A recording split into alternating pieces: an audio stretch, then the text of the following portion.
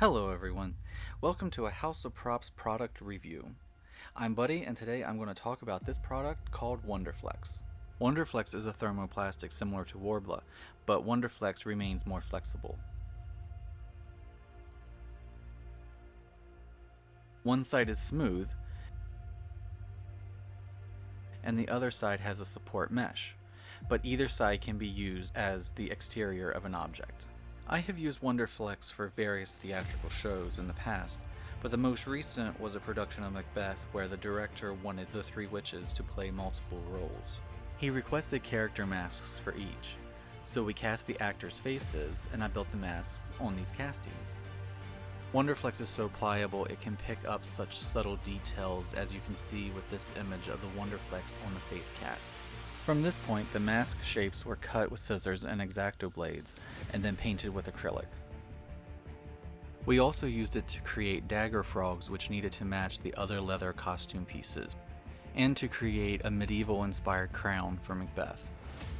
Often I will use a heat gun to soften the Wonderflex and then use my hands to create the desired shape. I'm always careful because sometimes it can be really hot and not a joy to touch with your bare hands. When you heat Wonderflex, it begins to curl, and then when it sags under its own weight, it is ready to use.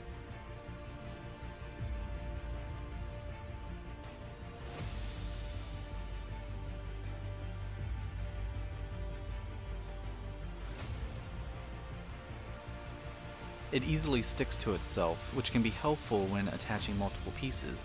Just be careful if that's not your desired effect.